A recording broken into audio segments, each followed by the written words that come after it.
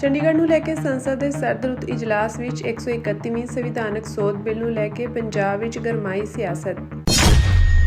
ਬੇਅਦਬੀਆਂ ਦੇ ਮੁੱਦੇ ਤੇ ਕੀਤੇ ਸਵਾਲਾਂ ਤੋਂ ਭੱਜਦੇ ਨਜ਼ਰ ਆਏ ਭਗਵੰਤ ਮਾਨ ਅਤੇ ਕੇਜਰੀਵਾਲ।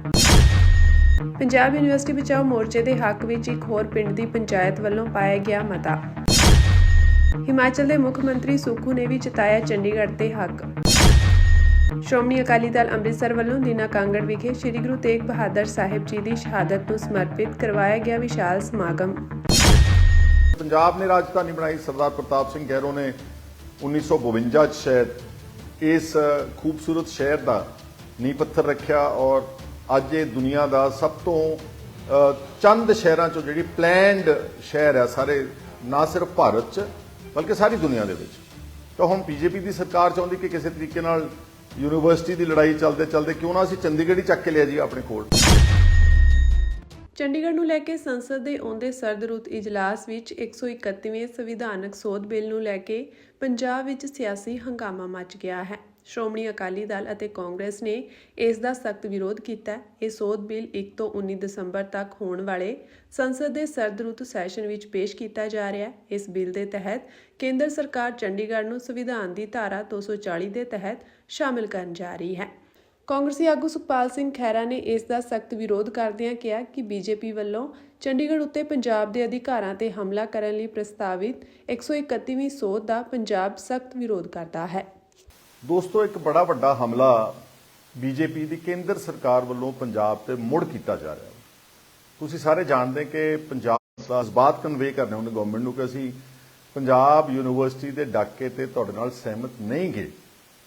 ਹਲੇ ਪੰਜਾਬ ਯੂਨੀਵਰਸਿਟੀ ਦੀ ਤਾਂ ਲੜਾਈ ਚੱਲ ਹੀ ਰਹੀ ਸੀ, ਲੇਕਿਨ ਇੱਕ ਬਹੁਤ ਖਤਰਨਾਕ ਚਾਲ ਭਾਰਤੀ ਜਨਤਾ ਪਾਰਟੀ ਦੀ ਕੇਂਦਰ ਸਰਕਾਰ, ਬਲਕਿ ਮੈਂ ਕਹੂੰਗਾ ਕਿ ਦਿੱਲੀ ਦਾ ਦਰਬਾਰ ਸਾਡੇ ਪੰਜਾਬ ਦੇ ਉੱਤੇ, ਸਾਡੇ ਚੰਡੀਗੜ੍ਹ ਰਾਜਧਾਨੀ ਉੱਤੇ ਕਰਨ ਜਾ ਰਿਹਾ ਵਾ। ਜਿਹੜੀ ਲੋਕ ਸਭਾ ਦਾ ਸੈਸ਼ਨ ਸ਼ੁਰੂ ਹੋਣਾ 1 ਦਸੰਬਰ ਇਸੇ ਸਾਲ ਦਾ 2025 ਚ, ਉਸ ਵਿੱਚ ਇੱਕ ਪ੍ਰਪੋਜ਼ਡ ਅਮੈਂਡਮੈਂਟ ਕਰਤੀ ਆ ਬੀਜੇਪੀ ਨੇ।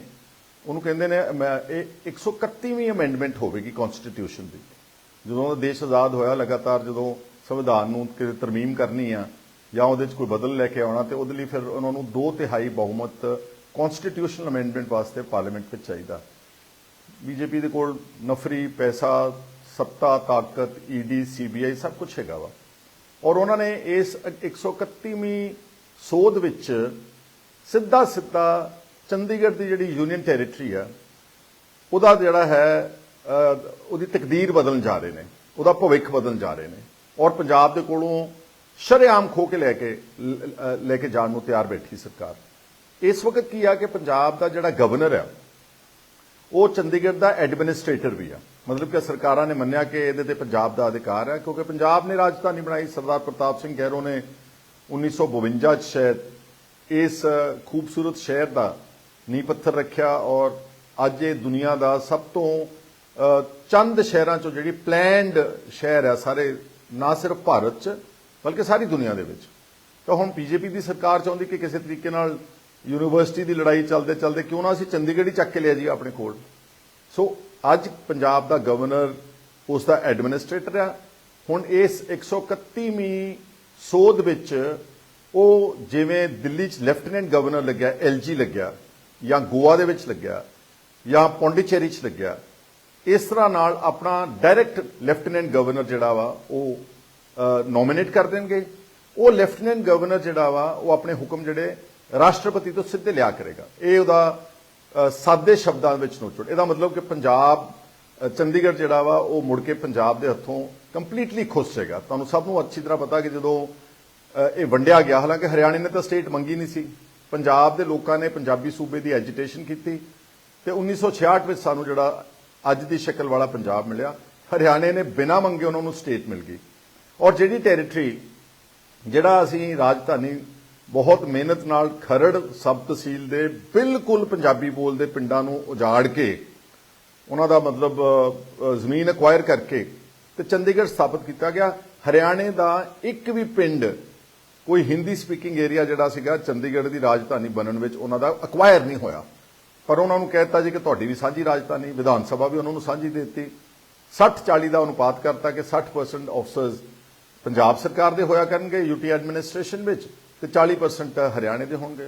ਹੁਣ ਉਹ ਅਨੁਪਾਤ ਵੀ ਉਲਟਾ ਕਰ ਦਿੱਤਾ। ਅੱਜ majority officers including home secretary, including ਜਿਹੜਾ ਉਹਨਾਂ ਦੇ ਇੰਪੋਰਟੈਂਟ ਪੋਜੀਸ਼ਨਸ ਨੇ, ਡੀਜੀਪੀ ਵਗੈਰਾ, ਇਹ ਉਹ ਦੂਜਾ ਤੀਜਾ, ਉਹ ਸਾਰੇ ਜ਼ਿਆਦਾ ਹਰਿਆਣੇ ਦੇ ਜਾਂ ਸੈਂਟਰਲ ਕੇਡਰ ਦੇ ਆਫਸਰਸ ਲੱਗੇ ਨੇ। ਸਾਡੇ ਅਫਸਰ 35-40% ਉੱਥੇ ਚੰਡੀਗੜ੍ਹ 'ਚ ਲੈ ਗਏ।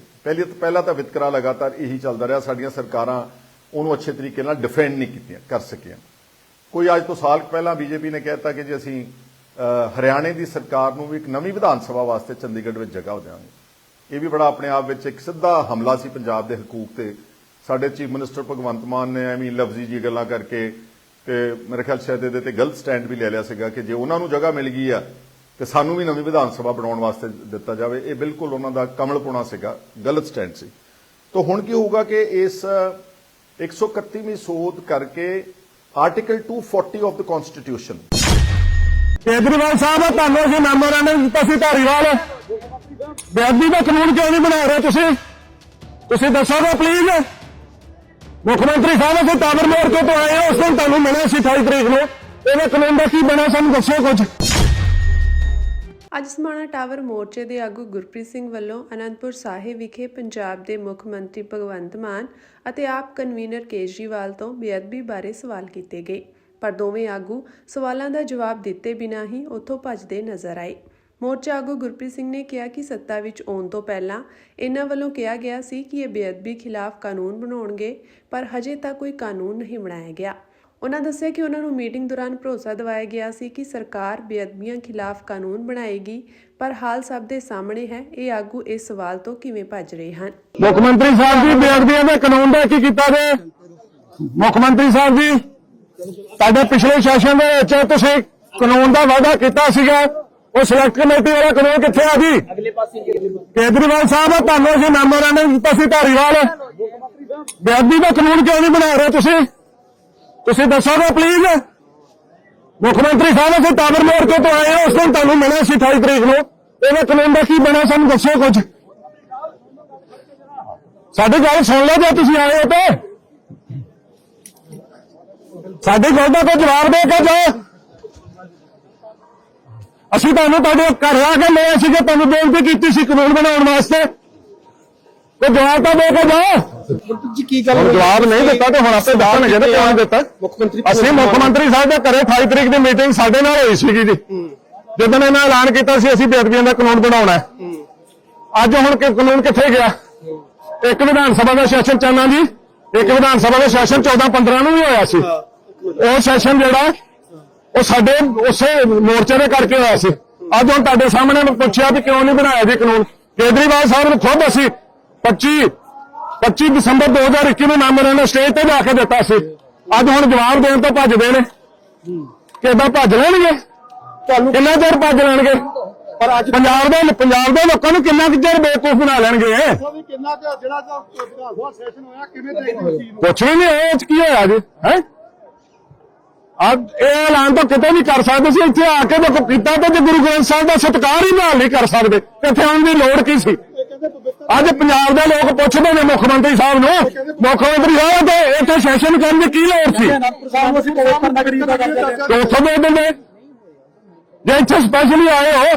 ਪੇਪਰ ਦਰਜਾ ਤੇ ਸ਼੍ਰੀ ਅੰਮ੍ਰਿਤਸਰ ਸਾਹਿਬ ਨੂੰ 2 ਸ਼ਹੀਦ ਵੰਡ ਦਿੱਤਾ। ਗੁਰੂ ਰਾਮਦਾਸ ਜੀ ਨੇ ਕਿੰਨਾ ਅੰਮ੍ਰਿਤਸਰ ਵਸਾਇਆ ਸੀਗਾ? ਕੋਈ ਲਿਮਟ ਕੀਤੀ ਸੀ ਇਹਦੀ? ਗਲਿਆਰਾ ਜਿਹੜਾ ਅੰਮ੍ਰਿਤਸਰ ਹੋ ਗਿਆ ਤੇ ਬਾਕੀ ਜਿਹੜਾ ਉਹ ਕੀ ਬਣਿਆ ਬਈ? ਖਾਨਾ ਪੂਰਤੀਆਂ ਨੇ ਵੀ ਮਜ਼ਾਕ ਹੋ ਰਿਹਾ ਸਾਡੇ ਨਾਲ। ਦੇਖੋ ਹਾਂਜੀ, ਅਸੀਂ ਤੁਹਾਡੇ ਸਾਹਮਣੇ ਟਰਾਈ ਕੀਤੀ, ਸਾਰਾ ਮੀਡੀਆ ਸਾਹਮਣੇ ਸੀਗਾ, ਆਵਾਜ਼ਾਂ ਦਿੱਤੀਆਂ ਨੇ, ਮੇਰੇ ਨਾਲ ਅੱਖਾਂ ਚੱਖਾਂ ਪਾ ਕੇ ਉਹਨਾਂ ਵੇਖਿਆ ਵੀ ਹਾਂ ਇਹੋ ਸਿੰਘ ਆ।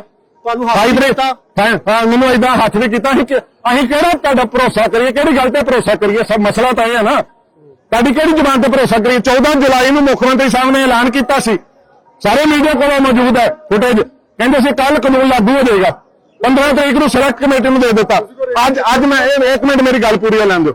ਅੱਜ ਬੈਂਸ ਸਾਹਿਬ ਨੇ ਹਾਊਸ ਦੇ ਵਿੱਚ ਕਿਹਾ ਕਿ 1 ਸਾਲ ਹੋ ਗਿਆ ਸਾਨੂੰ ਤਿਆਰੀਆਂ ਕਰਦਿਆਂ। ਕੀ ਇਹਨਾਂ ਨੂੰ 15 ਜੁਲਾਈ ਨੂੰ ਪਤਾ ਨਹੀਂ ਸੀ ਕਿ ਅਸੀਂ 4 ਮਹੀਨੇ ਬਾਅਦ ਅਨੰਦਪੁਰ ਸਾਹਿਬ ਦਾ ਸੈਸ਼ਨ ਕਰਨਾ? ਜੇ ਅੱਜ ਇੱਥੇ ਗੁਰੂ ਗ੍ਰੰਥ ਸਾਹਿਬ ਦੇ ਵਾਸਤੇ ਇੱਕ ਕਾਨੂੰਨ ਨਹੀਂ ਲਾਗੂ ਕਰਨਗੇ, ਲਾਗੂ ਕਰਨ ਦੀ ਗੱਲ ਹੈ, ਬਣਾਉਣ ਦੀ ਨਹੀਂ ਗੱਲ।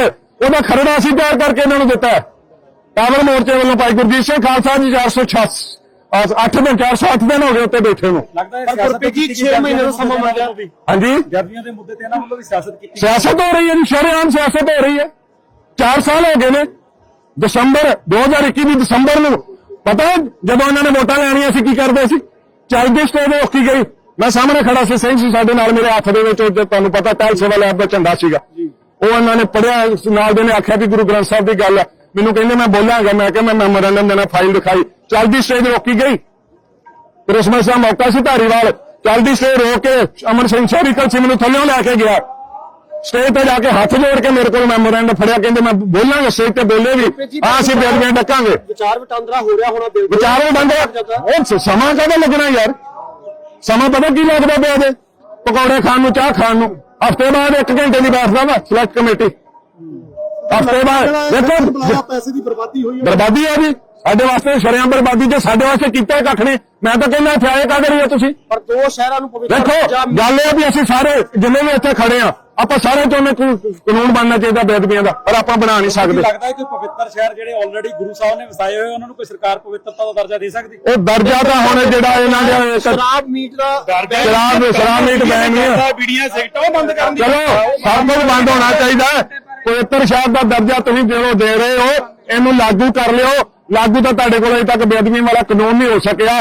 ਤੁਸੀਂ ਹੋਰ ਕੀ ਲਾਗੂ ਕਰਨਾ? ਸਿਰਫ ਇੱਕ ਗੋਂਗਲੂਆਂ ਤੋਂ ਮਿੱਟੀ ਚਾਰਨ ਵਾਲੀ ਗੱਲ। ਇੱਕ ਮੈਂ ਤੁਹਾਡੇ ਸਾਰੇ ਦੇਖੋ, ਸਾਰਾ ਮੀਡੀਆ ਪੰਜਾਬ ਦਾ ਮੌਜੂਦ ਹੈ ਇਸ ਵੇਲੇ। ਮੈਂ ਸਾਰੇ ਮੀਡੀਆ ਦੇ ਰਾਹੀਂ ਪੰਜਾਬ ਸਰਕਾਰ ਨੂੰ ਇੱਕ ਠੋਕ ਕੇ ਗੱਲ ਕਹਿਣਾ ਚਾਹੁੰਦਾ, ਤੁਸੀਂ ਮਤ ਸੋਚੋ ਕਿ ਪੰਜਾਬੀ ਬੇਵਕੂਫ ਨੇ ਤੁਹਾਡੀਆਂ ਫਲੈਕਸਾਂ ਤੇ ਚਲੇ ਜਾਣਗੇ। ਜਿੱਦਣ ਤੁਹਾਨੂੰ ਚਿੜਿਆ ਸੀ ਉਦੋਂ ਫਲੈਕਸਾਂ ਤੁਹਾਡੀਆਂ ਨਹੀਂ ਸੀ ਲੱਗਦੀਆਂ, ਉਦੋਂ ਕੋਈ ਹੋਰ ਫਲੈਕਸਾਂ ਲਾਉਂਦਾ ਸੀ। ਪਰ ਸਾਨੂੰ ਆਪਣੇ ਗੁਰੂ ਦੀ ਇੱਜ਼ਤ ਸਭ ਤੋਂ ਵੱਧ ਪਿਆਰੀ ਹੈ। ਜੇ ਤੁਸੀਂ ਸਾਡੇ ਗੁਰੂ ਦੀ ਇੱਜ਼ਤ ਬਹਾਲ ਨਹੀਂ ਕਰ ਸਕਦੇ ਤੇ ਫਿਰ ਮਤ ਸੋਚੋ ਕਿ ਪੰਜਾਬੀ ਤੁਹਾਡੇ ਤੇ ਦੁਬਾਰਾ ਭਰੋਸਾ ਕਰ ਲੈਣਗੇ। ਜੋ ਕਿ ਪੰਜਾਬ ਯੂਨੀਵਰਸਿਟੀ ਵਿੱਚ ਧਰਨਾ ਲਗਾਤਾਰ ਚੱਲ ਰਿਹਾ ਹੈ, ਸੈਨੇਟ ਦੀਆਂ ਚੋਣਾਂ ਨਾ ਕਰਾਉਣ ਦੇ ਸਬੰਧ ਵਿੱਚ ਅਸੀਂ ਕੇਂਦਰ ਸਰਕਾਰ ਤੋਂ ਮੰਗ ਕਰਦੇ ਹਾਂ ਜਲਦੀ ਤੋਂ ਜਲਦੀ ਸੈਨੇਟ ਦੀਆਂ ਚੋਣਾਂ ਕਰਵਾਈਆਂ ਜਾਣ। ਚੰਡੀਗੜ੍ਹ ਜੋ ਕਿ ਯੂਨੀਵਰਸਿਟੀ ਬਣੀ ਹੋਈ ਆ, ਉਹ ਪੰਜਾਬ ਦੇ ਪਿੰਡਾਂ ਨੂੰ ਉਜਾੜ ਕੇ ਬਣਾਈ ਹੋਈ ਆ। ਅਸੀਂ ਕੇਂਦਰ ਸਰਕਾਰ ਤੋਂ ਮੰਗ ਕਰਦੇ ਹਾਂ ਕਿ ਉਸ ਵਿੱਚ ਪੰਜਾਬ ਦਾ ਵੱਖਰਾ ਕੋਟਾ ਦਿੱਤਾ ਜਾਵੇ। ਪੰਜਾਬ ਯੂਨੀਵਰਸਿਟੀ ਬਚਾਓ ਮੋਰਚੇ ਦੇ ਹੱਕ ਵਿੱਚ ਹੁਣ ਪਿੰਡਾਂ ਦੀਆਂ ਪੰਚਾਇਤਾਂ ਆ ਗਈਆਂ ਹਨ। ਮੋਗੇ ਦੇ ਪਿੰਡ ਪੰਜਗਰਾਈ ਖੁਰਦ ਦੀ ਪੰਚਾਇਤ ਨੇ ਪੀਯੂ ਸੈਨੇਟ ਚੋਣਾਂ ਨੂੰ ਲੈ ਕੇ ਅਤੇ ਹੋਰ ਮੰਗਾਂ ਨੂੰ ਲੈ ਕੇ ਮਤਾ ਪਾਸ ਕੀਤਾ ਹੈ। ਪਿੰਡ ਪੰਜਗਰਾਈ ਖੁਰਦ ਦੀ ਪੰਚਾਇਤ ਨੇ ਪੀਯੂ ਸੈਨੇਟ ਚੋਣਾਂ ਨਾ ਕਰਵਾਉਣ ਦਾ ਵਿਰੋਧ ਕੀਤਾ ਹੈ ਅਤੇ ਕੇਂਦਰ ਸਰਕਾਰ ਤੋਂ ਪੀਯੂ ਸੈਨੇਟ ਚੋਣਾਂ ਜਲਦ ਕਰਵਾਉਣ ਦੀ ਮੰਗ ਕੀਤੀ ਗਈ ਹੈ। ਪੰਚਾਇਤ ਨੇ ਆਪਣੇ ਮਤੇ ਵਿੱਚ ਪੀਯੂ ਵਿੱਚ ਧਰਨਾ ਦੇ ਰਹੇ ਵਿਦਿਆਰਥੀਆਂ ਤੇ ਹੋਰਾਂ ਤੇ ਦਰਜ FIR ਵਾਪਸ ਲੈਣ ਦੀ ਵੀ ਅਪੀਲ ਕੀਤੀ ਹੈ। ਪੰਚਾਇਤ ਨੇ ਪੀਯੂ ਵਿੱਚ ਪੰਜਾਬ ਦੇ ਵਿਦਿਆਰਥੀਆਂ ਨੂੰ ਵੱਖਰਾ ਕੋਟਾ ਦੇਣ ਦੀ ਮੰਗ ਕੀਤੀ ਹੈ। ਨਾਲ ਹੀ ਕਿਹਾ ਕਿ ਪੰਜਾਬ ਯੂਨੀਵਰਸਿਟੀ ਨੂੰ ਪੰਜਾਬ ਦੀ ਸਟੇਟ ਯੂਨੀਵਰਸਿਟੀ ਐਲਾਨਿਆ ਜਾਵੇ। ਪੰਚਾਇਤ ਨੇ ਆਪਣੇ ਮਤੇ ਵਿੱਚ ਕੇਂਦਰ ਸਰਕਾਰ ਦੀ ਨਵੀਂ ਸਿੱਖਿਆ ਨੀਤੀ 2020 ਦਾ ਵਿਰੋਧ ਕੀਤਾ ਹੈ, ਜੋ ਕਿ ਰਾਜਾਂ ਦੀ ਸੁਤੰਤਰਤਾ ਨੂੰ ਖਤਮ ਕਰ ਰਹੀ ਹੈ। ਕੇਂਦਰ ਵੱਲੋਂ ਬਣਾਈ ਗਈ ਨਵੀਂ ਬਿਜਲੀ ਨੀਤੀ ਦਾ ਵੀ ਵਿਰੋਧ ਕੀਤਾ ਗਿਆ ਹੈ, ਜੋ ਕਿ ਪੰਜਾਬ ਅਤੇ ਹੋਰਨਾਂ ਰਾਜਾਂ ਦੇ ਅਧਿਕਾਰਾਂ ਦੇ ਹੱਕਾਂ ਤੇ ਡਾਕਾ ਮਾਰਦੀ ਹੈ। ਦੱਸ ਦਈਏ ਕਿ ਇਸ ਤੋਂ ਪਹਿਲਾਂ ਵੀ ਕਈ ਪਿੰਡਾਂ ਦੀਆਂ ਪੰਚਾਇਤਾਂ ਨੇ ਪੰਜਾਬ ਯੂਨੀਵਰਸਿਟੀ ਬਚਾਓ ਮੋਰਚੇ ਦੇ ਹੱਕ ਵਿੱਚ ਮਤੇ ਪਾਸ ਕੀਤੇ ਹਨ। ਅਸੀਂ ਸਰਪੰਚ ਸਮੂਹ ਗ੍ਰਾਮ ਪੰਚਾਇਤ ਅਤੇ ਕਲੱਬ ਦੇ ਨੌਜਵਾਨ ਪਿੰਡ ਪੰਜਗਰਾਈ ਖੁਰਦ ਹਲਕਾ ਬਾਘਾ ਪੁਰਾਣਾ ਜ਼ਿਲ੍ਹਾ ਮੋਗਾ, ਜੋ ਕਿ ਲਗਾਤਾਰ ਕੇਂਦਰ ਸਰਕਾਰ ਪੰਜਾਬ ਦੇ ਹੱਕਾਂ ਤੇ ਡਾਕਾ ਮਾਰ ਰਹੀ ਆ, ਉਹਦਾ ਅਸੀਂ ਡਟ ਕੇ ਵਿਰੋਧ ਕਰਦੇ ਹਾਂ। ਅਸੀਂ ਕੁਝ ਮਤੇ ਪਾਸ ਕੀਤੇ ਆ। ਨੰਬਰ 1 ਤੇ ਜੋ ਕਿ ਪੰਜਾਬ ਯੂਨੀਵਰਸਿਟੀ ਵਿੱਚ ਧਰਨਾ ਲਗਾਤਾਰ ਚੱਲ ਰਿਹਾ ਹੈ, ਸੈਨੇਟ ਦੀਆਂ ਚੋਣਾਂ ਨਾ ਕਰਾਉਣ ਦੇ ਸਬੰਧ ਵਿੱਚ ਅਸੀਂ ਕੇਂਦਰ ਸਰਕਾਰ ਤੋਂ ਮੰਗ ਕਰਦੇ ਹਾਂ ਜਲਦੀ ਤੋਂ ਜਲਦੀ ਸੈਨੇਟ ਦੀਆਂ ਚੋਣਾਂ ਕਰਵਾਈਆਂ ਜਾਣ। ਨੰਬਰ 2 ਤੇ ਜੋ ਵੀ ਧਰਨਾਕਾਰੀ ਸਾਡੇ ਵਿਦਿਆਰਥੀ ਸੀ, ਉਹਨਾਂ ਦੇ ਪੁਲਿਸ ਨੇ ਜੋ ਵੀ ਪਰਚੇ ਪਾਏ ਆ, ਉਹਨਾਂ ਪਰਚਿਆਂ ਨੂੰ ਵਾਪਸ ਲਿਆ ਜਾਵੇ। ਨੰਬਰ 3 ਤੇ ਚੰਡੀਗੜ੍ਹ ਜੋ ਕਿ ਯੂਨੀਵਰਸਿਟੀ ਬਣੀ ਹੋਈ ਆ, ਉਹ ਪੰਜਾਬ ਦੇ ਪਿੰਡਾਂ ਨੂੰ ਉਜਾੜ ਕੇ ਬਣਾਈ ਹੋਈ ਆ। ਅਸੀਂ ਕੇਂਦਰ ਸਰਕਾਰ ਤੋਂ ਮੰਗ ਕਰਦੇ ਹਾਂ ਕਿ ਉਸ ਵਿੱਚ ਪੰਜਾਬ ਦਾ ਵੱਖਰਾ ਕੋਟਾ ਦਿੱਤਾ ਜਾਵੇ। ਨੰਬਰ 4 ਤੇ ਅਸੀਂ ਜੋ ਕਿ ਕੇਂਦਰ ਸਰਕਾਰ ਦੁਆਰਾ 131ਵੀਂ ਸੰਵਿਧਾਨਕ ਸੋਧ ਜੋ ਕਿ ਚੰਡੀਗੜ੍ਹ ਤੋਂ ਪੰਜਾਬ ਨੂੰ ਵੱਖ ਕਰਦੀ ਹੈ, ਅਸੀਂ ਉਹਦਾ ਵਿਰੋਧ ਕਰਦੇ ਹਾਂ। ਇੱਕ ਵਾਰ ਤਾਂ ਕੇਂਦਰ ਸਰਕਾਰ ਨੇ ਇਸ ਨੂੰ ਵਾਪਸ ਲੈ ਲਿਆ। ਜੇ ਆਉਣ ਵਾਲੇ ਭਵਿੱਖ ਦੇ ਵਿੱਚ ਕਦੇ ਵੀ ਇਹੋ ਜਿਹਾ ਕਾਨੂੰਨ ਕੇਂਦਰ ਸਰਕਾਰ ਲਿਆਵੇਗੀ, ਉਹਦਾ ਅਸੀਂ ਪੂਰਨ ਤੌਰ ਤੇ ਵਿਰੋਧ ਕਰਾਂਗੇ। ਜੋ ਵੀ ਕੇਂਦਰ ਸਰਕਾਰ ਨੇ ਨਵੀਂ ਬਿਜਲੀ ਨੀਤੀ ਬਣਾਈ ਹੈ, ਉਹਦਾ ਵੀ ਅਸੀਂ ਡਟ ਕੇ ਵਿਰੋਧ ਕਰਦੇ ਹਾਂ। ਇੱਕ ਅਸੀਂ ਨਾਰਾ ਵੀ ਲਾਵਾਂਗੇ, ਖਿੜਿਆ ਫੁੱਲ ਗੁਲਾਬ ਦਾ ਚੰਡੀਗੜ੍ਹ ਪੰਜਾਬ ਦਾ, ਖਿੜਿਆ ਫੁੱਲ ਗੁਲਾਬ ਦਾ चंडीगढ़ पंजाब दा। रीऑर्गेनाइजेशन एक्ट के तहत जो हिमाचल की जनसंख्या और पॉपुलेशन पंजाब से हटाकर हिमाचल में मिली है, हम चंडीगढ़ में अपना उतना हिस्सा मांग रहे हैं। ਹਿਮਾਚਲ ਪ੍ਰਦੇਸ਼ ਦੇ ਮੁੱਖ ਮੰਤਰੀ ਸੁਖਵਿੰਦਰ ਸਿੰਘ ਸੁਖੂ ਨੇ ਸਪਸ਼ਟ ਤੌਰ ਤੇ ਕਿਹਾ ਕਿ ਪੰਜਾਬ ਪੁਨਰਗਠਨ ਐਕਟ 1966 ਦੇ ਤਹਿਤ ਹਿਮਾਚਲ ਪ੍ਰਦੇਸ਼ ਨੂੰ ਚੰਡੀਗੜ੍ਹ ਵਿੱਚ ਜ਼ਮੀਨ ਅਤੇ ਜਾਇਦਾਦਾਂ ਵਿੱਚ 7.19% ਹਿੱਸਾ ਮਿਲਣਾ ਚਾਹੀਦਾ ਹੈ। ਇਹ ਸਾਡਾ ਕਾਨੂੰਨੀ ਅਧਿਕਾਰ ਹੈ। ਉਹਨਾਂ 2011 ਦੇ ਸੁਪਰੀਮ ਕੋਰਟ ਦੇ ਫੈਸਲੇ ਦਾ ਵੀ ਹਵਾਲਾ ਦਿੱਤਾ, ਜਿਸ ਨੇ ਹਿਮਾਚਲ ਪ੍ਰਦੇਸ਼ ਨੂੰ ਆਬਾਦੀ ਅਨੁਪਾਤ ਦੇ ਆਧਾਰ ਤੇ ਪੂਰੇ ਪੰਜਾਬ ਦਾ 7.19% ਹਿੱਸਾ ਸਹੀ ਢੰਗ ਨਾਲ ਦਿੱਤਾ ਸੀ। ਉਹਨਾਂ ਮੰਗ ਕੀਤੀ ਕਿ ਕੇਂਦਰ ਸਰਕਾਰ ਇਸ ਮੁੱਦੇ ਨੂੰ ਅਗਲੀ ਉੱਤਰੀ ਜ਼ੋਨਲ ਕੌਂਸਲ ਮੀਟਿੰਗ ਦੇ ਏਜੰਡੇ ਵਿੱਚ ਸ਼ਾਮਿਲ ਕਰਕੇ ਇਸ ਦਾ ਹੱਲ ਯਕੀਨੀ ਬਣਾਏ। ਮੁੱਖ ਮੰਤਰੀ ਸੁਖਵਿੰਦਰ ਸਿੰਘ ਸੁਖੂ ਨੇ ਫਰੀਦਾਬਾਦ ਵਿੱਚ ਹੋਈ ਉੱਤਰੀ ਜ਼ੋਨਲ ਕੌਂਸਲ ਦੀ 32ਵੀਂ ਮੀਟਿੰਗ ਵਿੱਚ ਹਿਮਾਚਲ ਪ੍ਰਦੇਸ਼ ਦੇ ਹਿੱਤਾਂ ਨਾਲ ਸੰਬੰਧਿਤ ਮਹੱਤਵਪੂਰਨ ਮੁੱਦੇ ਜ਼ੋਰਦਾਰ ਢੰਗ ਨਾਲ ਉਠਾਏ।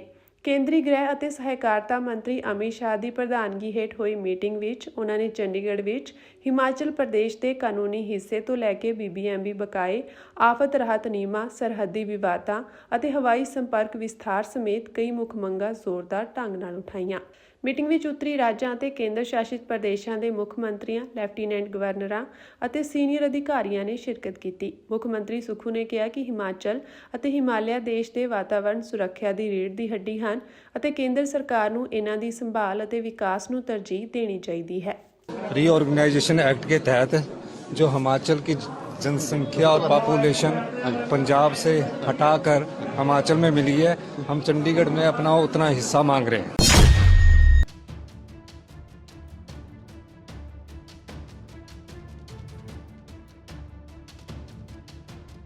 ਸ਼੍ਰੋਮਣੀ ਅਕਾਲੀ ਦਲ ਅੰਮ੍ਰਿਤਸਰ ਵੱਲੋਂ ਸ੍ਰੀ ਗੁਰੂ ਤੇਗ ਬਹਾਦਰ ਸਾਹਿਬ ਜੀ ਦੀ 350ਵੀਂ ਸ਼ਹੀਦੀ ਸ਼ਤਾਬਦੀ ਦੀਨਾ ਕਾਂਗੜ ਦੀ ਪਵਿੱਤਰ ਧਰਤੀ ਤੇ ਮਨਾਈ ਗਈ। ਇਸ ਮੌਕੇ ਸ੍ਰੀ ਅਖੰਡ ਪਾਠ ਸਾਹਿਬ ਦੇ ਭੋਗ ਪਾਏ ਗਏ, ਉਪਰੰਤ ਗੁਰਬਾਣੀ ਕੀਰਤਨ ਅਤੇ ਕਥਾ ਵਿਚਾਰਾਂ ਹੋਈਆਂ। ਇਸ ਮੌਕੇ ਵੱਖ-ਵੱਖ ਪੰਥਕ ਅਤੇ ਸਿਆਸੀ ਆਗੂਆਂ ਨੇ ਸ਼ਮੂਲੀਅਤ ਕੀਤੀ ਅਤੇ ਆਪਣੇ ਵਿਚਾਰ ਸੰਗਤਾਂ ਨਾਲ ਸਾਂਝੇ ਕੀਤੇ। ਜੇ ਪ੍ਰਧਾਨ ਮੰਤਰੀ ਰਾਜੀਵ ਗਾਂਧੀ ਦੇ ਕਾਤਲ ਛੱਡੇ ਜਾ ਸਕਦੇ ਆ ਤਾਂ ਫਿਰ ਬੰਦੀ ਸਿੰਘ ਜਿਹੜੇ ਕਿ ਰਾਜਸੀ ਕੈਦੀ ਆ ਉਹਨਾਂ ਨੂੰ ਵੀ ਰਿਹਾ ਕੀਤਾ ਜਾਣਾ ਚਾਹੀਦਾ। ਸਾਡੇ ਨਾਲ ਦੋਗਲਾ ਵਿਹਾਰ ਨਹੀਂ ਹੋਣਾ ਚਾਹੀਦਾ। ਪ੍ਰੋਫੈਸਰ ਦਵਿੰਦਰਪਾਲ ਸਿੰਘ ਭੁੱਲਰ ਜਿਨ੍ਹਾਂ ਦੀ ਰਿਹਾਈ ਹੋ ਜਾਣੀ ਸੀ, ਪਰ ਦਿੱਲੀ ਦੇ ਲਾਲੇ ਮੁੱਖ ਮੰਤਰੀ ਕੇਜਰੀਵਾਲ ਨੇ ਦਸਤਖਤ ਨਹੀਂ ਕੀਤੇ। ਤੇ ਜੇ ਪੰਜਾਬ ਸਰਕਾਰ ਦਿੱਲੀ ਨੂੰ ਮੁਖਾਤਬ ਨਹੀਂ ਆ, ਪੰਜਾਬ ਨੂੰ ਆ, ਤਾਂ ਜੋ ਉਹਨਾਂ ਨੂੰ ਇਹ ਮਤਾ ਜ਼ਰੂਰ ਪਾਉਣਾ ਚਾਹੀਦਾ। ਗੁਰਦੁਆਰਾ ਸ਼ੀਸ਼ਗੰਜ ਸਾਹਿਬ ਸ੍ਰੀ ਅਨੰਦਪੁਰ ਸਾਹਿਬ ਵਿਖੇ ਸ੍ਰੀ ਗੁਰੂ ਤੇਗ ਬਹਾਦਰ ਸਾਹਿਬ ਜੀ ਦੀ 350ਵੀਂ ਸ਼ਹੀਦੀ ਸ਼ਤਾਬਦੀ ਨੂੰ ਸਮਰਪਿਤ ਚੱਲ ਰਹੇ ਗੁਰਮਤਿ ਸਮਾਗਮ ਵਿੱਚ ਜਥੇਦਾਰ ਗਿਆਨੀ ਕੁਲਦੀਪ ਸਿੰਘ ਗੜਗੱਜ ਨੇ ਬੰਦੀ ਸਿੰਘਾਂ ਦੀ ਰਿਹਾਈ ਦਾ ਮੁੱਦਾ ਚੁੱਕਿਆ। ਉਹਨਾਂ ਪੰਜਾਬ ਸਰਕਾਰ ਨੂੰ ਆਖਿਆ ਕਿ ਸਿੱਖ ਸਰੋਕਾਰਾਂ ਦੀ ਤਰਜਮਾਨੀ ਕਰਦਿਆਂ ਬੰਦੀ ਸਿੰਘਾਂ ਦੀ ਰਿਹਾਈ ਲਈ ਮਤਾ ਪਾਸ ਕੀਤਾ ਜਾਵੇ। ਜੇਕਰ ਸਰਕਾਰ ਅਸਲ ਵਿੱਚ ਹੀ ਗੁਰੂ ਸਾਹਿਬ ਦੀ ਸ਼ਹਾਦਤ ਦਾ ਸਨਮਾਨ ਕਰਦੀ ਹੈ ਤਾਂ ਸਰਕਾਰ ਨੂੰ ਬੰਦੀ ਸਿੰਘਾਂ ਦੀ ਤੁਰੰਤ ਰਿਹਾਈ ਦਾ ਐਲਾਨ ਕਰਨਾ ਚਾਹੀਦਾ ਹੈ। ਜੀਵਨ ਸਿੰਘ ਹੁਣਾਂ ਨੇ ਬੰਦੀ ਸਿੰਘਾਂ ਦੀ ਗੱਲ ਕੀਤੀ ਆ। ਜਿੰਨੀਆਂ ਵੀ ਇੱਥੇ ਸੰਗਤਾਂ ਵਾਂ, ਸਟੇਜ ਤੋਂ ਜਕਾਰਾ ਲੱਗੂਗਾ। ਮੈਂ ਪੰਥ ਦਾ ਸੇਵਕ ਹੋਣ ਦੇ ਨਾਤੇ ਇਹ ਅਪੀਲ ਪਹਿਲਾਂ ਵੀ ਕੌਮ ਨੂੰ ਕੀਤੀ ਸੀ। ਸਾਡਾ ਕੋਈ ਵੀ ਧਾਰਮਿਕ ਦੀਵਾਨ ਹੋਵੇ, ਦੁੱਖ ਦਾ ਹੋਵੇ, ਸੁੱਖ ਦਾ ਹੋਵੇ, ਅਸੀਂ ਬੰਦੀ ਸਿੰਘਾਂ ਦੀ ਰਿਹਾਈ ਦੀ ਗੱਲ ਜ਼ੋਰਦਾਰ ਤਰੀਕੇ ਦੇ ਨਾਲ ਉਠਾਵਾਂਗੇ, ਕਿਉਂਕਿ ਬੰਦੀ ਸਿੰਘ ਆਪਣੀਆਂ ਸਜ਼ਾਵਾਂ ਪੂਰੀਆਂ ਕਰ ਚੁੱਕੇ ਹਨ। ਜੇ ਪ੍ਰਧਾਨ ਮੰਤਰੀ ਰਾਜੀਵ ਗਾਂਧੀ ਦੇ ਕਾਤਲ ਛੱਡੇ ਜਾ ਸਕਦੇ ਆ ਤਾਂ ਫਿਰ ਬੰਦੀ ਸਿੰਘ ਜਿਹੜੇ ਕਿ ਰਾਜਸੀ ਕੈਦੀ ਆ ਉਹਨਾਂ ਨੂੰ ਵੀ ਰਿਹਾ ਕੀਤਾ ਜਾਣਾ ਚਾਹੀਦਾ। ਸਾਡੇ ਨਾਲ ਦੋਗਲਾ ਵਿਹਾਰ ਨਹੀਂ ਹੋਣਾ ਚਾਹੀਦਾ। ਇਥੋਂ ਸਟੇਜ ਤੋਂ ਜਕਾਰਾ ਲਗਾਇਆ ਜਾਵੇਗਾ ਤੇ ਸੰਗਤ ਨੇ ਬਾਹਾਂ ਖੜੀਆਂ ਕਰਕੇ ਭਰਪੂਰ ਹੰਗਾਰਾ ਦੇਣਾ। ਅਸੀਂ ਸਾਰਾ ਹੀ ਪੰਥ ਬੰਦੀ ਸਿੰਘਾਂ ਦੀ ਰਿਹਾਈ, ਆ ਸਰਕਾਰ ਅੱਜ ਵਾਹਵਾ ਹੀ ਖਰਚਾ ਕਰਕੇ ਉਧਰ ਲੱਗੀ ਹੋਈ ਆ ਪਿਛਲੇ ਪਾਸੇ, ਇਹ ਤਾਂ ਹੀ ਸਾਰਥਕ ਆ ਜੇ ਬੰਦੀ ਸਿੰਘਾਂ ਦੀ ਰਿਹਾਈ ਦਾ ਸਰਕਾਰ ਮਤਾ ਪਾਵੇ। ਪ੍ਰੋਫੈਸਰ ਦਵਿੰਦਰਪਾਲ ਸਿੰਘ ਭੁੱਲਰ ਜਿਨ੍ਹਾਂ ਦੀ ਰਿਹਾਈ ਹੋ ਜਾਣੀ ਸੀ, ਪਰ ਦਿੱਲੀ ਦੇ ਲਾਲੇ ਮੁੱਖ ਮੰਤਰੀ ਕੇਜਰੀਵਾਲ ਨੇ ਦਸਤਖਤ ਨਹੀਂ ਕੀਤੇ। ਤੇ ਜੇ ਪੰਜਾਬ ਸਰਕਾਰ ਦਿੱਲੀ ਨੂੰ ਮੁਖਾਤਬ ਨਹੀਂ ਆ, ਪੰਜਾਬ ਨੂੰ ਆ, ਤਾਂ ਅੱਜ ਉਹਨਾਂ ਨੂੰ ਇਹ ਮਤਾ ਜ਼ਰੂਰ ਪਾਉਣਾ ਚਾਹੀਦਾ। ਬੋਲੇ ਸੋ ਨਿਹਾਲ, ਦੇਖਤੇ पंथ की राज करेगा वाहेगुरु जी का खालसा वाहेगुरु जी की फतेह। जिथे गुरु साहबान नूं शरधा ते सत्कार भेंट किया गया, उत्थे 3 साडे जिहड़े वड्डे होली सिटी ने उन्हां नूं धार्मिक सिटी ऐलानिया गया, जिहदे अंदर अकाल तख्त साहब ਅੰਮ੍ਰਿਤਸਰ विखे जिहड़ा गलियारा गा ਉਹਨੂੰ ਹੋਲੀ ਸਿਟੀ ਐਲਾਨਿਆ ਗਿਆ, ਉਸ ਇਲਾਕੇ ਨੂੰ ਐਲਾਨਿਆ ਗਿਆ। ਔਰ ਉਸ ਤੋਂ ਬਿਨਾਂ ਅੱਜ ਅਨੰਦਪੁਰ ਸਾਹਿਬ ਜਿੱਥੇ ਆਪਾਂ ਖੜੇ ਆ, ਇਹ ਸਿਟੀ ਨੂੰ ਹੋਲੀ ਸਿਟੀ ਐਲਾਨਿਆ ਗਿਆ। ਤਲਵੰਡੀ ਸਾਬੋ ਉਹਨੂੰ ਹੋਲੀ ਸਿਟੀ ਐਲਾਨਿਆ ਗਿਆ। ਸ਼੍ਰੀ ਗੁਰੂ ਤੇਗ ਬਹਾਦਰ ਸਾਹਿਬ ਜੀ ਦੀ 350ਵੀਂ ਸ਼ਹੀਦੀ ਸ਼ਤਾਬਦੀ ਮੌਕੇ ਅੱਜ ਪੰਜਾਬ ਵਿਧਾਨ ਸਭਾ ਦਾ ਵਿਸ਼ੇਸ਼ ਇਜਲਾਸ ਵੀ ਸ਼੍ਰੀ ਅਨੰਦਪੁਰ ਸਾਹਿਬ ਵਿਖੇ ਹੋਇਆ। ਅੱਜ ਦੀ ਵਿਧਾਨ ਸਭਾ ਦੌਰਾਨ ਸ਼੍ਰੀ ਅਨੰਦਪੁਰ ਸਾਹਿਬ ਤੇ ਤਲਵੰਡੀ ਸਾਬੋ ਨੂੰ ਪਵਿੱਤਰ ਸ਼ਹਿਰ ਐਲਾਨਿਆ ਗਿਆ। ਇਸ ਤੋਂ ਇਲਾਵਾ ਸ਼੍ਰੀ ਦਰਬਾਰ ਸਾਹਿਬ ਦੇ ਗਲਿਆਰੇ ਨੂੰ ਵੀ ਵਿਧਾਨ ਸਭਾ ਦੌਰਾਨ ਪਵਿੱਤਰ ਐਲਾਨਿਆ ਗਿਆ। ਪਵਿੱਤਰ ਐਲਾਨੇ ਗਏ ਸ਼ਹਿਰਾਂ ਵਿੱਚ ਸ਼ਰਾਬ ਦੇ ਠੇਕਿਆਂ, ਮੀਟ ਦੀਆਂ ਦੁਕਾਨਾਂ ਸਮੇਤ ਹੋਰ ਨਸ਼ੀਲੇ ਪਦਾਰਥਾਂ ਤੇ ਪੂਰਨ ਤੌਰ ਤੇ ਰੋਕ ਰਹੇਗੀ। ਮੁੱਖ ਮੰਤਰੀ ਭਗਵੰਤ ਮਾਨ ਵੱਲੋਂ ਵਿਧਾਨ ਸਭਾ ਵਿੱਚ ਮਤਾ ਪੇਸ਼ ਕੀਤਾ ਗਿਆ, ਜਿਸ ਨੂੰ ਸਰਬਸੰਮਤੀ ਨਾਲ ਪਾਸ ਕਰ ਦਿੱਤਾ ਗਿਆ। ਇਸ ਤੋਂ ਬਾਅਦ ਪੰਜਾਬ ਵਿਧਾਨ ਸਭਾ ਦੀ ਕਾਰਵਾਈ ਨੂੰ ਅਣਮਿੱਥੇ ਸਮੇਂ ਲਈ ਮੁਲਤਵੀ ਕਰ ਦਿੱਤਾ ਗਿਆ। ਪੰਜਾਬ ਦੇ ਇਤਿਹਾਸ ਵਿੱਚ ਪਹਿਲੀ ਵਾਰ ਵਿਧਾਨ ਸਭਾ ਦਾ ਇਜਲਾਸ ਅੱਜ 24 ਨਵੰਬਰ ਨੂੰ ਚੰਡੀਗੜ੍ਹ ਤੋਂ ਬਾਹਰ ਸ਼੍ਰੀ ਅਨੰਦਪੁਰ ਸਾਹਿਬ ਵਿਖੇ ਸ਼ੁਰੂ ਹੋਇਆ। ਇਜਲਾਸ ਸ਼੍ਰੀ ਗੁਰੂ ਤੇਗ ਬਹਾਦਰ ਸਾਹਿਬ ਜੀ ਦੇ 350ਵੇਂ ਸ਼ਹੀਦੀ ਦਿਹਾੜੇ ਨੂੰ ਮਨਾਉਣ ਲਈ ਸ਼੍ਰੀ ਅਨੰਦਪੁਰ ਸਾਹਿਬ ਵਿਖੇ ਹੋਇਆ। ਕੱਲ ਤੋਂ ਯਾਨੀ ਕਿ 23 ਤਰੀਕ ਤੋਂ ਸ਼੍ਰੀ ਗੁਰੂ ਤੇਗ ਬਹਾਦਰ ਜੀ ਦੇ 350ਵੇਂ ਬਲੀਦਾਨ ਦਿਵਸ ਜਿਹੜਾ ਉਹਦੀ ਸ਼ੁਰੂਆਤ ਹੋਈ ਸੀ। ਕੱਲ ਅਖੰਡ ਪਾਠ ਸਾਹਿਬ ਦੀ ਆਰੰਭਤਾ ਹੋਈ ਔਰ ਉਸ ਤੋਂ ਬਾਅਦ ਸਰਬ ਧਰਮ ਸੰਮੇਲਨ ਹੋਇਆ। ਅੱਜ ਜਿਹੜਾ ਹੈਗਾ ਪੰਜਾਬ ਦੀ ਵਿਧਾਨ ਸਭਾ ਜਿਹੜੀ ਕਿ ਮੈਂ ਸਮਝਦਾ ਚੰਡੀਗੜ੍ਹ ਤੋਂ ਚੱਲ ਕੇ ਅਨੰਦਪੁਰ ਸਾਹਿਬ ਦੀ ਪਵਿੱਤਰ ਧਰਤੀ ਤੇ ਪਹੁੰਚੀ, ਉਹਦੇ ਅੰਦਰ ਇਤਿਹਾਸਿਕ ਫੈਸਲੇ ਹੋਏ।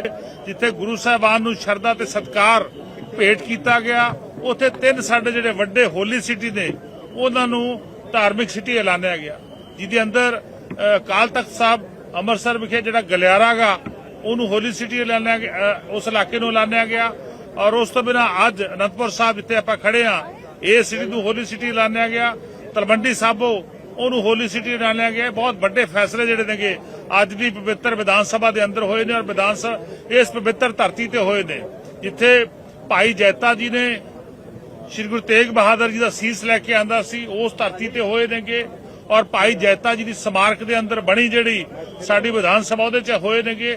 ਸੋ ਮੈਂ ਸਮਝਦਾ ਬਹੁਤ ਹੀ ਇਤਿਹਾਸਕ ਫੈਸਲੇ ਹੋਏ ਨੇਗੇ ਔਰ ਸਾਡੀਆਂ ਜਿਹੜੀਆਂ ਆਉਣ ਵਾਲੀਆਂ ਪੀੜ੍ਹੀਆਂ ਨੇਗੀਆਂ ਉਹ ਸਾਡੇ ਇਤਿਹਾਸ ਤੋਂ ਜਾਣੂ ਹੋਣਗੀਆਂ ਕਿ ਕਿਸ ਤਰ੍ਹਾਂ ਸਾਡੇ ਗੁਰੂ ਸਾਹਿਬਾਨ ਨੇ ਧਰਮ ਦੀ ਰੱਖਿਆ ਦੇ ਲਈ ਔਰ ਮਨੁੱਖੀ ਅਧਿਕਾਰਾਂ ਦੀ ਰੱਖਿਆ ਦੇ ਲਈ ਵੱਡੀਆਂ ਕੁਰਬਾਨੀਆਂ ਦਿੱਤੀਆਂ। ਉਹਨਾਂ ਕੁਰਬਾਨੀਆਂ ਨੂੰ ਸਾਡੀਆਂ ਆਉਣ ਵਾਲੀਆਂ ਪੀੜ੍ਹੀਆਂ ਤਾਂ ਹੀ ਯਾਦ ਰੱਖਣਗੀਆਂ ਜੇਕਰ ਅਸੀਂ ਇਸੇ ਤਰ੍ਹਾਂ ਸ਼ਤਾਬਦੀਆਂ ਮਨਾਉਂਦੇ ਰਹਾਂਗੇ, ਜੇਕਰ ਅਸੀਂ ਇਸੇ ਤਰ੍ਹਾਂ ਪ੍ਰਬੰਧ ਕਰਦੇ ਰਹਾਂਗੇ ਔਰ ਗੁਰੂ ਸਾਹਿਬਾਨ ਦੀਆਂ ਸਿੱਖਿਆਵਾਂ ਦੇ ਨਾਲ ਲੋਕਾਂ ਨੂੰ ਜੋੜਦੇ ਰਹਾਂਗੇ। ਸਾਡੀ ਯੰਗ ਜਨਰੇਸ਼ਨ ਨੂੰ, ਸਾਡੀ ਆਉਣ ਵਾਲੀ ਪੀੜ੍ਹੀ ਨੂੰ ਜੋੜ ਕੇ ਰੱਖਾਂਗੇ ਕਿ ਕਿਸ ਤਰ੍ਹਾਂ ਸਾਡੇ ਗੁਰੂਆਂ ਦੀ ਮਹਾਨ ਸ਼ਹਾਦਤ ਜਿਹੜੀ ਆ ਉਹ ਦੁਨੀਆ ਦੇ ਅੰਦਰ ਇੱਕ ਅਦੁੱਤੀ ਸ਼ਹਾਦਤ ਜਿਹੜੀ ਆ ਉਹ ਦੇਖੀ ਜਾਂਦੀ ਆ।